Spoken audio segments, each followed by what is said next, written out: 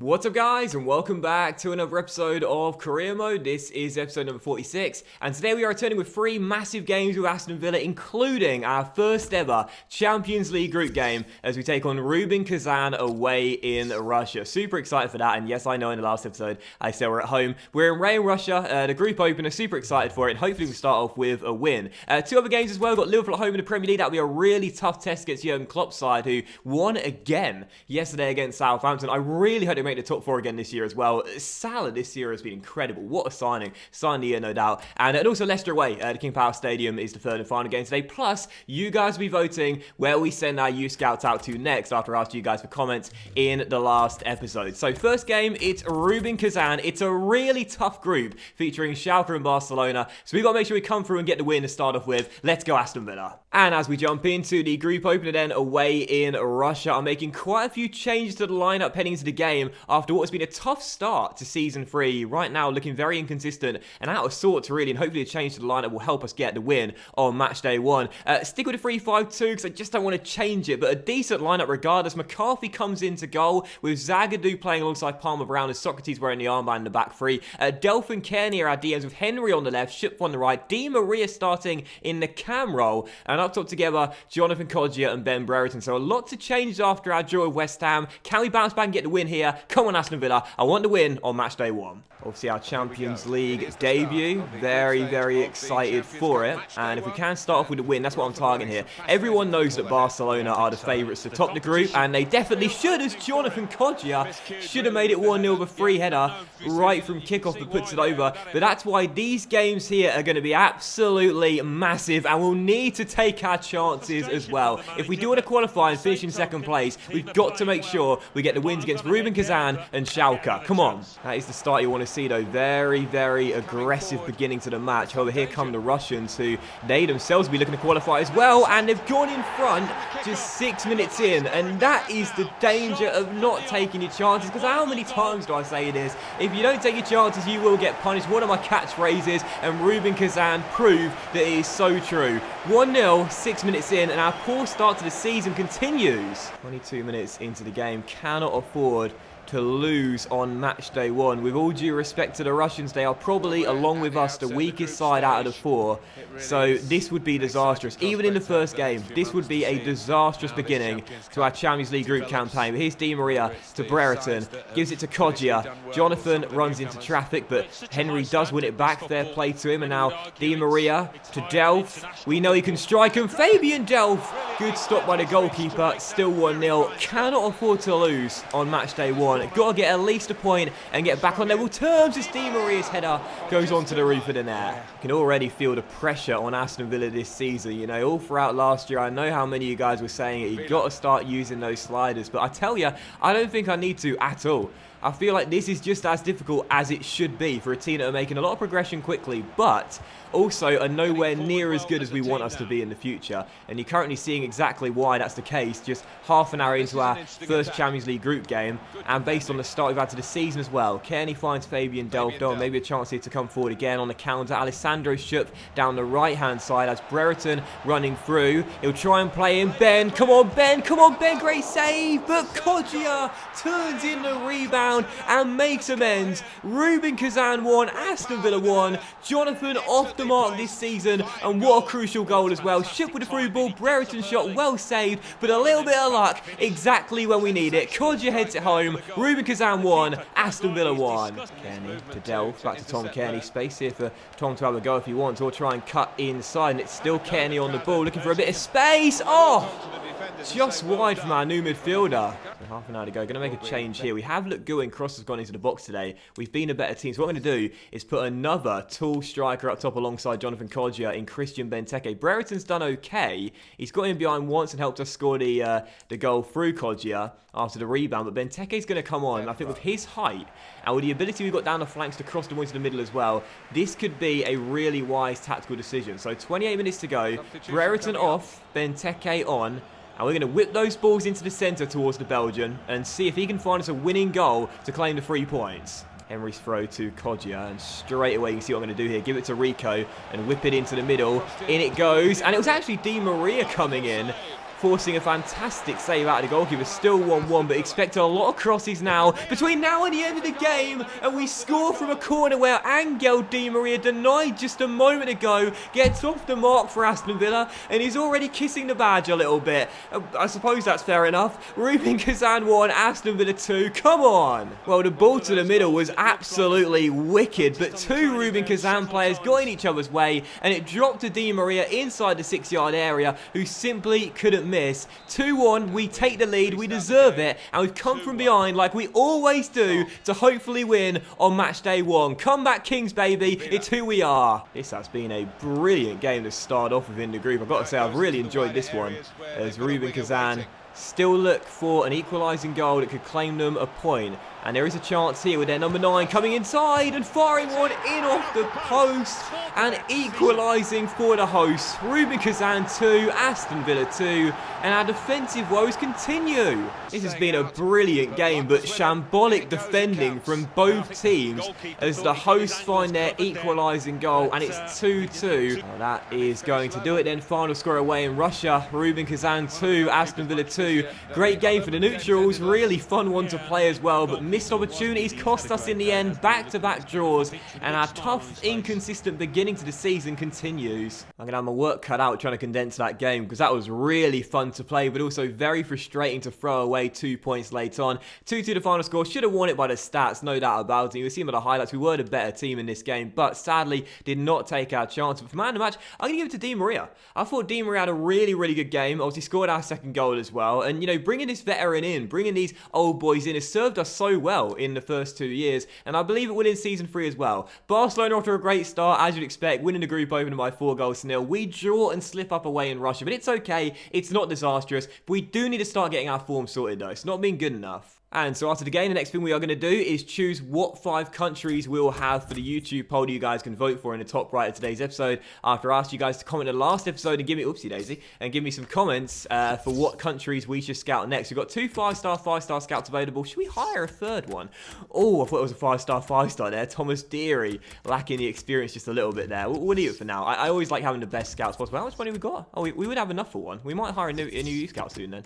Okay, so yeah, 2 youth scouts available, and thanks to everyone for commenting in the last episode. I asked for some sort of obscure nations, if you will, countries that I don't normally scout, and there were loads of great suggestions, and I like the first one I got from Moises, who said, could you please scout Peru, of course going back to the World Cup, and I thought that was a really good country to scout there, because I don't think I've ever used them before in my youth scouting mission. So Peru, the first country you guys can vote for. That's a good country there, I've got to say. Dimsan said Korea would be a good one, considering it's the Winter Olympics now, and that is a really good suggestion too. I used to scout like South Korea, China, Japan, quite often back in like FIFA 13, FIFA 14, but I sort of neglected the Asian region a little bit as the years have gone by. So yeah, South Korea, very, very good nation suggestion. So let's see if we can find some decent young Korean talents. Samir said we could scout Norway, and we could scout Norway. A pretty decent suggestion there. It's always fun to scout a Scandinavian country. So Norway, the third nation you guys can vote for in the YouTube poll today. And as we briefly mentioned him earlier in the episode, I thought this was a great suggestion from Ali. We could scout Egypt and try and find the next Mohamed Salah. Right now tearing things up for Jurgen Klopp's Liverpool in the Premier League, and I'd love Mohamed Salah coming out of my academy myself. So Egypt, the 4th nation you guys can vote for in the poll. And the final nation I'll let you guys vote for will be, oh, which one of those two, because they both sound fun. Do you know what? Let's get our scout close to home. Lewis said, try Northern Ireland, please. And I think they will be the 5th nation you guys can vote for as well. That'll be our scout staying relatively close to home if he goes there. And yeah, we'll try and see if we can pick up the next Georgie Best to our Aston Villa Academy. So those are the 5 nations you guys can vote for. As always, there is a YouTube poll available for you in the top right of the video. Simply click or tap on the little eye and you guys can cast your vote. And don't forget, the top 2 nations out of 5 will be chosen, and we will send our scouts out in the very next episodes. Thanks for the comments. Don't forget to vote, and you guys can decide where our youth scouts go next. So moving on to the second of the 3 games today, as we return to Villa Park, and it feels great to be home after 3 straight games on the road, as you welcome Jurgen Klopp's Liverpool, who are searching for their first win of the Premier League this season after 4 draws in their first 4 games. We're sticking with a 3-5-2. I don't want to abandon it yet, even though it's not working out too well for us, but a couple of interesting changes. Toby Lewis goes into the starting 11. He impressed last season, deserves more minutes this year, here, and he'll get his chance today. And Delph moves out to the left-hand side of midfield. But for Liverpool's team, very, very good, as you'd expect. 4-3-3 with Mane on the left, Chamberlain on the right, and Ings the striker. And that man Lallana, who always causes me problems on career mode, is starting in their midfield trio. So, second game, it's Liverpool. This is going to be tough, but we really need to return to winning ways. Let's get the job done. To Toby Lewis, who started this game off quite well, as he'll find Fabian Delph. Good decision, I think, to put Lewis in the team, because last season he played quite a few games for us, including away at Anfield, where he won man of the match and was very good. He's had a great start to today's game as well. He loves playing against Liverpool, and I totally messed up with Ben there, because Bustos is saying, mate, if you just held on to the ball, I was right there for you. Silly error from me, not seeing the free man at the far post, but still 0-0. Good chance there. Great run by Toby, but still yet to get the first goal of this match. Fry into Toby, had a great start to the game, finds Fabian Delph out wide here, and here is Delph trying to get around Sergi Roberto. Can he do so with the ball roll? He's found a little bit of space and a great cross in the middle. Brereton's there that heads it over the bar. Still tied at 0-0. Starting to get some chances now though, 34 minutes in. Deadlock yet to be broken though. Go on, Bustos, yours in the air, mate. Yours in the air, well done. And now Brereton, and now Grealish, and Lewis is coming forward, and Lewis has Delph through, and he's found him, and it's Fabian Delph who fires it home, and there is the breakthrough. And what a decision it's been to put Toby Lewis in the team and Fabian Delph on the left-hand side. We've been so much more compact this first half. Liverpool haven't broken us down at all.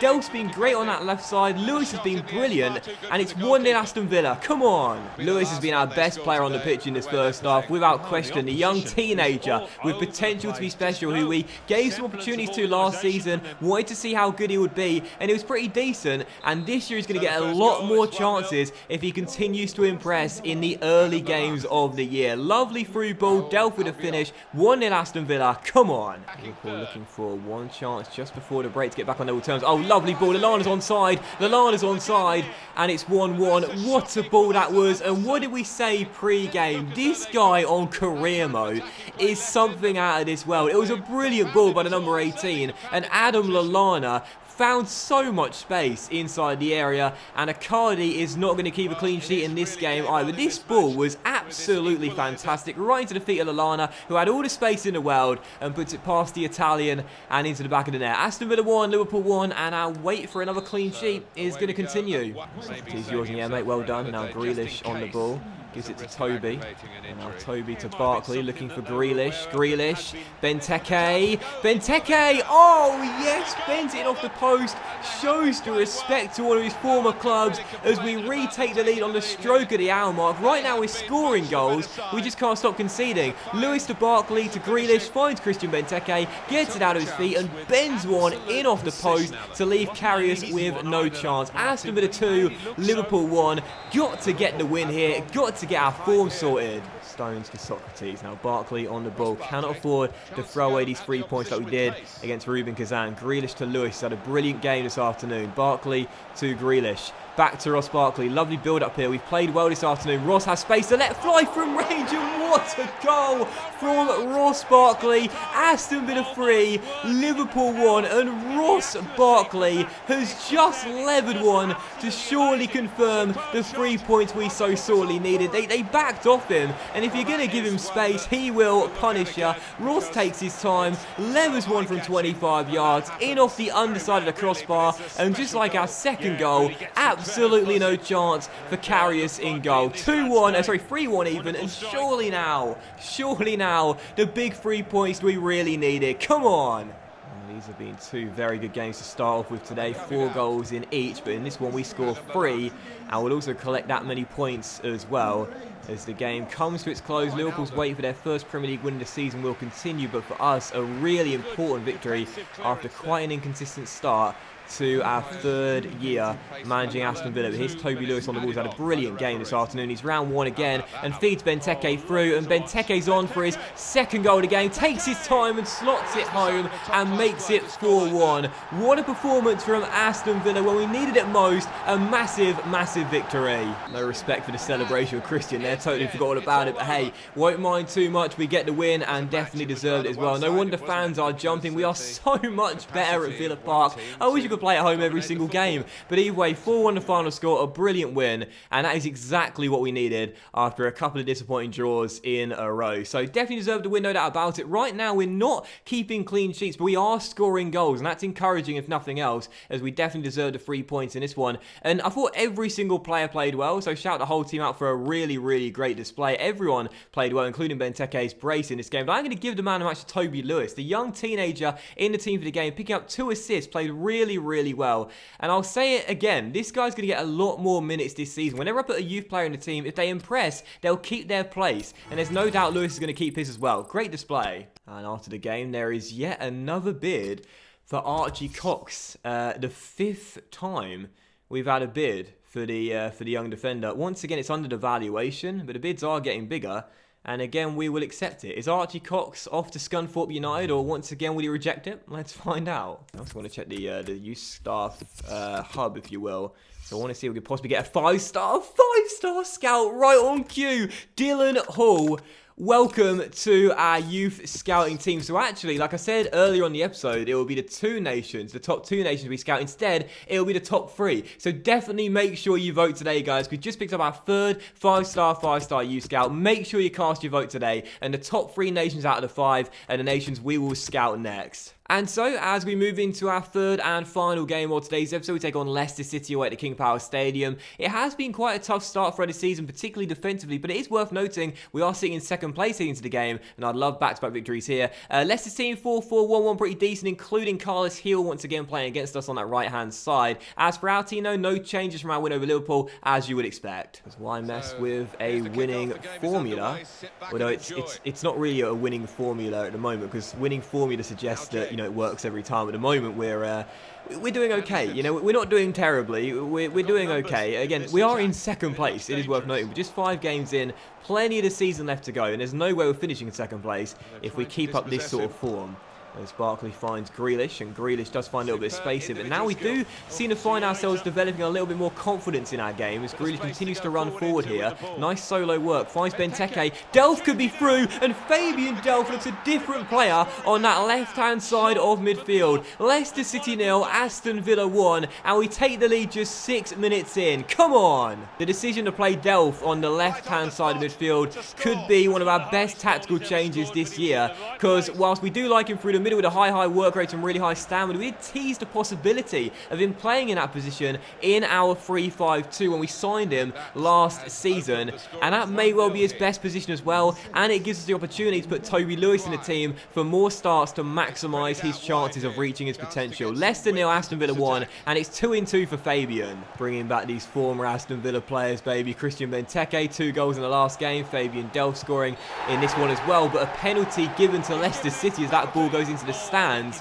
And was that Charities with another penalty conceded? That's 2 now already for our new captain. He's shaking his head and walking away. He actually got nutmegged by Slimani. You might have noticed it. And as Slimani came inside there, oh yeah, definitely. There's a shove in the back there. There was an elbow used as well. Don't think it was too malicious, but it is a spot kick, and I won't deny it at all. I didn't press circle or anything, just one of those coming together, but definitely a penalty, no complaints. Now, Icardi saved the first one he had to face against Stoke. Can he do it against Slimani as well? He can indeed. It's off the post. It's 2 penalty saves in a row for Icardi, and it's still 1-0. This young Italian, baby, he's Buffon's regen. What can I say? Actually, did he touch it, or did it just hit the post? I think it might have actually just hit the post. He guessed the right way, Icardi, as Slimani takes it, and no, it didn't touch it at all. I take that back. Sorry, Icardi. It's true. You faced 2 penalties. You've not conceded either. But that one actually just hit the woodwork from the Algerian and went away. So take that back. No penalty save for Icardi there, but it doesn't matter. Ball stays out. That's all I care about. So past the hour mark. Still currently leading by 1 as we try and see out these 3 points here. Back-to-back victories for the first time in, well, I think all season long.